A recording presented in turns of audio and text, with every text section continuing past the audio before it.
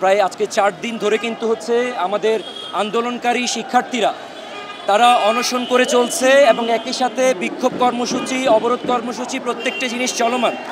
আমরা অত্যন্ত বিনয়ের সহিত বলতে চাই এবং জানতে চাই, তিতুমির বিশ্ববিদ্যালয় হবে এটি রাষ্ট্রের এখতিয়ার। তিতুমিরকে বিশ্ববিদ্যালয় করা হবে কি হবে না, যদি না হয় তারও একটি প্রক্রিয়া আছে, তারও একটি ওয়ে আছে।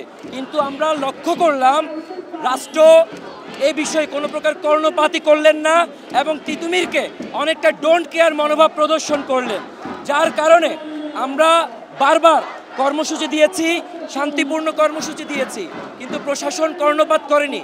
এবং আরও একটি বিষয় যে লক্ষণীয়, এত বড় একটি আয়োজন, এত বড় একটি হচ্ছে সংগ্রাম কর্মসূচি, যেখানে অনেক শিক্ষার্থী আমাদের ঢাকা মেডিকেল কলেজ থেকে সোহরাওয়ার্দী মেডিকেল কলেজ ভর্তি আছেন, কিন্তু দুঃখজনক বিষয় একজন উপদেষ্টাও সেই মানবিকতা তাদের মধ্যে জাগ্রত হয়নি, তারা দেখতে পর্যন্ত আসেননি। কাজেই ধিক্কার, জুলাই বিপ্লব পরবর্তী যে সরকার গঠিত হয়েছে সেই সরকারের কাছে অন্ততপক্ষে এই আন্দোলনকারী শিক্ষার্থীরা সেটি প্রত্যাশা করে না। আজকে আমরা কখনোই এই রাজপথ বেছে নিতে চাইনি, কিন্তু সরকার বারবারই তার দ্বিচারিতা নীতি অবলম্বন করার মধ্য দিয়ে আমাদেরকে রাজপথে ঠেলে দিয়েছে। এই কর্মসূচি থেকে যদি কোনো ধরনের নেতিবাচক কোনো বার্তা যায়, রাষ্ট্রকে সেটি বহন করতে হবে। 19 নভেম্বর মিটিংয়ে তারা হচ্ছে এই সম্ভবত কমিটির ঘোষণা দিয়েছিলেন, 1 সপ্তাহের মধ্যে সেটি হবেন।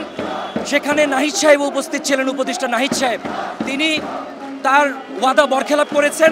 1 সপ্তাহের মধ্যে ফিজিবিলিটি টেস্টের কোনো কমিটি আমরা দৃশ্যমান দেখিনি।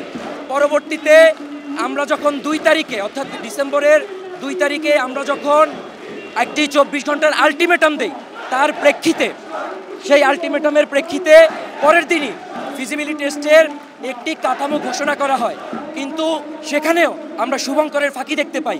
অর্থাৎ এই কাঠামোতে কারা কারা উপস্থিত এবং কারা কারা থাকবেন তাদের কোনো নাম পদবি কোনো কিছুই ছিল না। অর্থাৎ আপনি যেটি বলার চেষ্টা করছেন যে ধৈর্য ধরার বিষয়টি, তিতুমিরের এই ফিজিবিলিটি টেস্টের পরে কিন্তু 7 কলেজ নিয়ে একটি কমিটি হয়েছে সম্ভাবত যাচাই। যেটা বলছিলাম যে এতদিন তো 7 কলেজ একত্রিত ছিলেন, এখন বাকি 6টাকে রেখে আপনারা পৃথকীকরণ বা একা বিশ্ববিদ্যালয়ের দাবি, এটা কারণ কি? দেখুন, তিতুমিরকে বিশ্ববিদ্যালয়ের দাবি এটি কিন্তু হঠাৎ কোনো কর্মসূচি না, এবং একই সাথে জুলাই আগস্ট বিপ্লবের পরবর্তীতে হঠাৎ ঘোষণা করা কর্মসূচি না। বিগত 27 বছর আগে থেকেই তিতুমিরকে বিশ্ববিদ্যালয়ের দাবিতে বিভিন্ন কর্মসূচি চলমান ছিল। এটি কখনো বন্ধ হয়ে যায়নি, কখনো স্তীমিত হয়েছে। জুলাই বিপ্লব পরবর্তীতে এটি পুনঃজাগরণ ঘটেছে।